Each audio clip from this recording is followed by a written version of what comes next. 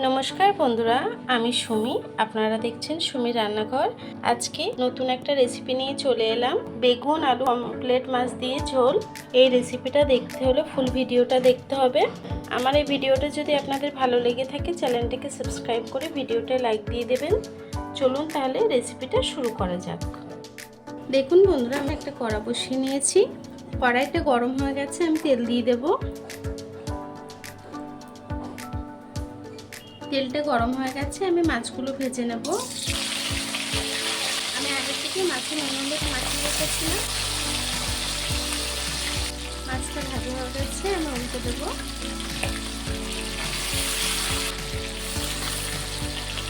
মাছটা কিন্তু ভাজা হয়ে গেছে, মাছগুলোকে তুলে নেব। দেখুন বন্ধুরা, আমার মাছটা কিন্তু ভাজা হয়ে গেছে। এই তেলের মধ্যে বেগুনগুলো ভেজে নেব। দিয়ে দেবো সামান্য একটু হলুদ গুঁড়ো, সামান্য একটু নুন। বেগুনটাকে ভেজে নেব।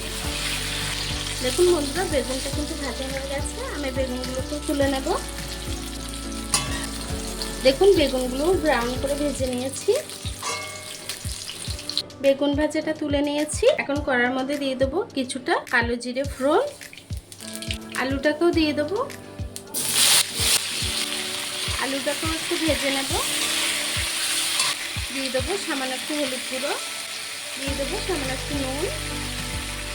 আলুটাকেও একটু ব্রাউন করে ভেজে নেব। দেখুন বন্ধুরা, আলুটা কিন্তু ভাজা হয়ে গেছে। এখন একটা মশলা বানিয়ে রেখেছিলাম, পেঁয়াজ, কাঁচা লঙ্কা, আদা, রসুন, টমেটো দিয়ে তো মশলাটা দিয়ে দিলাম। দিয়ে দেবো সামান্য আরও একটু হলুদ গুঁড়ো, দিয়ে দেবো স্বাদ মতো নুন। আমরা বেগুন ভাজা আলু ভাজায় কিন্তু নুন দিয়েছিলাম, সে অনুযায়ী নুনটা দিতে হবে। মশলার সাথে আলুটাকে একটু কষিয়ে নেব। দিয়ে দেবো জিরের গুঁড়ো, ছোট চামচে 2 চা চামচ। দিয়ে দেবো 1 চামচের মতো ঝাল লঙ্কার গুঁড়ো।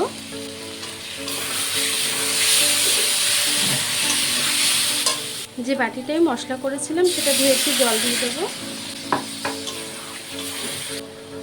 মশলার সাথে আলুটা কষানো হয়ে গেছে, ভেজে রাখা বেগুনগুলো দিয়ে দেবো।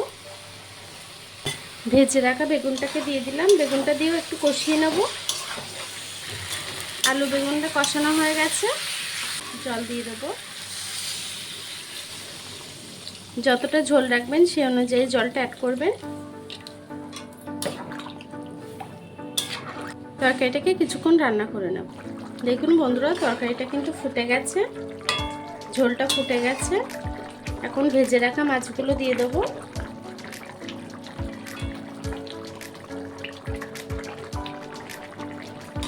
আরও কিছুক্ষণ রান্না করে নেব। দেখুন বন্ধুরা, আমার তরকারিটা হয়ে গেছে, ঝোলটা টেনে আসছে। এখন তরকারিটাকে নামিয়ে নেব। তরকারিটাকে নামিয়ে